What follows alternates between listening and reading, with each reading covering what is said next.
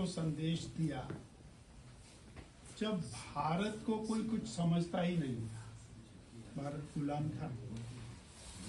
बहुत सारी समस्याएं, चाहे वो जाति की थी, संप्रदाय की थी, हमारी आपसी झगड़े थे, भूखमरी थी, उसके बावजूद स्वामी जी ने इतना साहस किया कि मैं दुनिया में जाकर के और भारतीय संस्कृति, भारतीय धर्म, उसका प्रचार प्रसार करूंगा।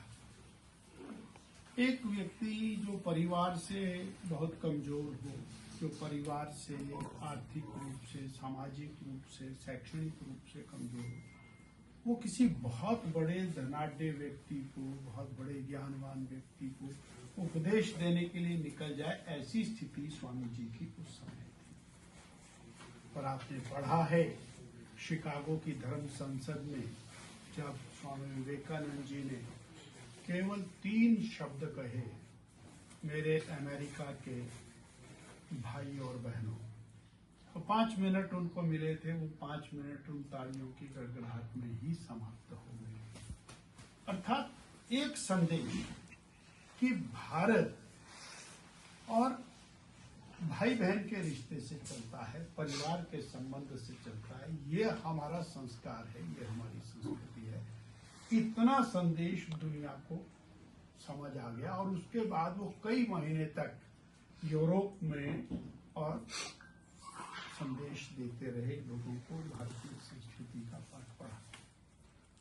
और उसके बाद जब वो भारत आए तो उन्होंने भारत की धरती के ऊपर एक ही संदेश दिया, उठो, जागो, तब तक ना रुको जब तक लक्ष्य की प्राप्ति ना हो जाए। उन्होंने कहा कि ये जो दरिद्र नारायण है, यही भगवान है।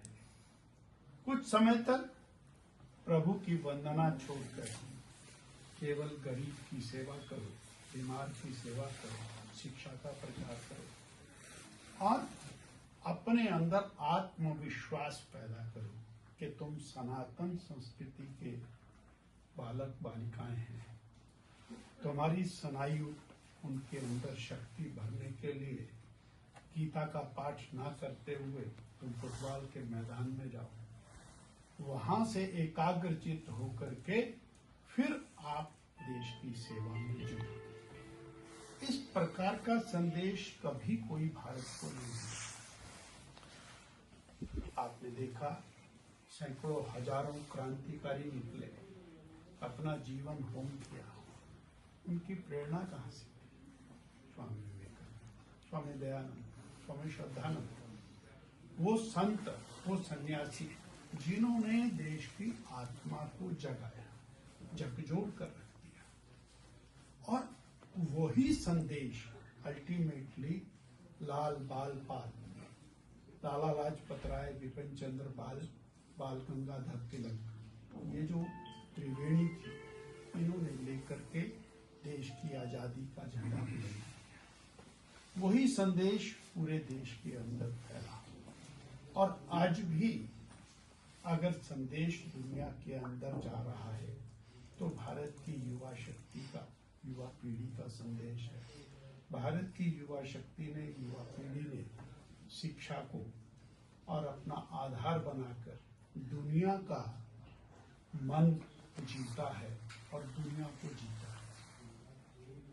स्पष्ट है, दुनिया का जो स्पेस साइंटिस्ट है वो भारत का है, दुनिया का डॉक्टर भारत का है, इंजीनियर भारत का है, सैनिक भारत का है। तो भारत आगे बढ़ा है इन संतों की, ऋषियों मुनियों की परंपरा को लेकर, और उसी परंपरा को नरेंद्र भाई मोदी जी ने तेज गति से आगे बढ़ाया है।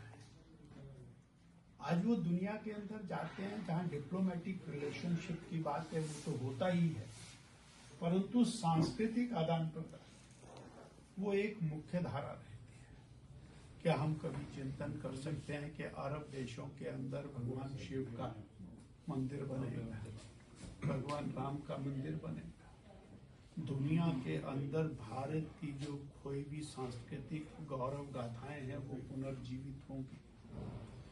ये और हम विकास के साथ साथ जब तक आत्मविश्वास अपनी संस्कृति पर, अपनी धरोहर पर वो नहीं पैदा करेंगे तो हम आगे नहीं बढ़ सकते। अगर कोई बालक कहे कि मेरा दादा श्रेष्ठ था तो उसके अंदर ऊर्जा, बालक कहे कि मेरा दादा तो वैसे ही था तो वो नीचे जाता है। भारत की संस्कृति, भारत का इतिहास जो दुनिया में श्रेष्ठ है, दुनिया में